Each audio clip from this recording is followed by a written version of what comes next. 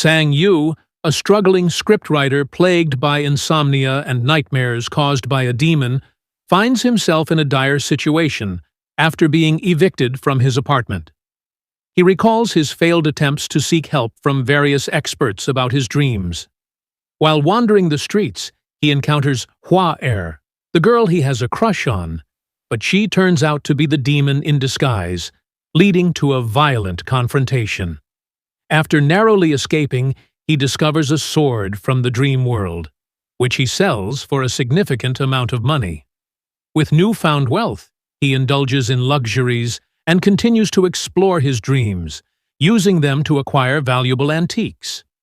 As he becomes more successful, he reconnects with his manager, Sang-ge, who is surprised to find him alive and thriving.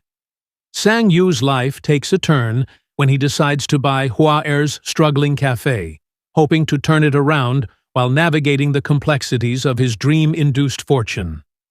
Sang Yu proposes a partnership with Hua-er for her cafe, agreeing to cover any losses while sharing the profits. Grateful, she invites him to dinner, where she expresses her suspicions about his true intentions. As Sang Yu embarks on regular dream adventures, he gains more control over his powers, successfully robbing a bank and bringing back larger items, including a red car. The cafe flourishes thanks to his efforts, including paying people to visit.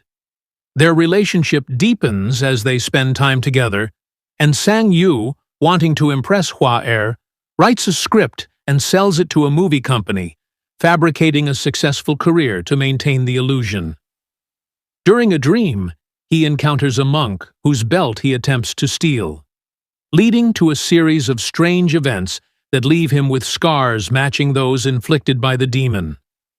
After a romantic evening with Hua-er, he experiences a sudden attack from the demon, prompting him to focus on his dreams.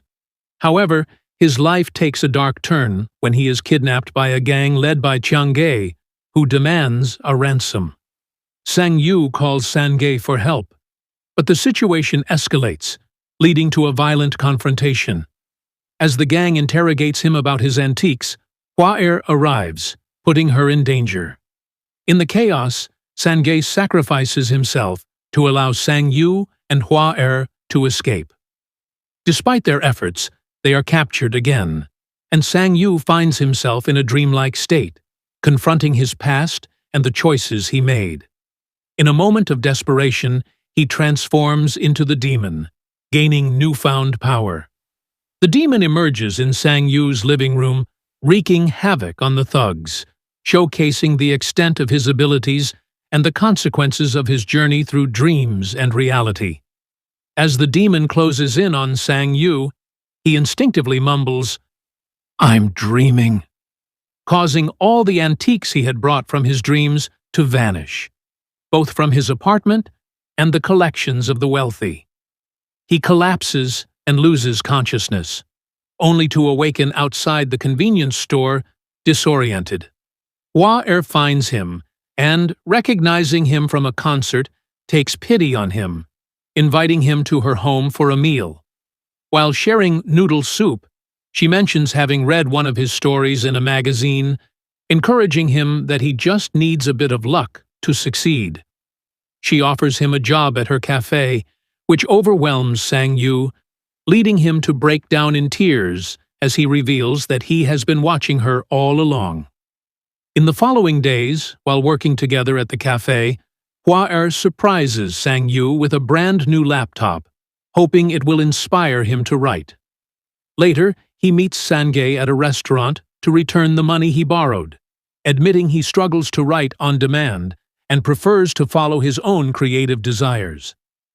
Sang-ge refuses the repayment and instead gives him more money, having sold one of Sang Yu's old scripts.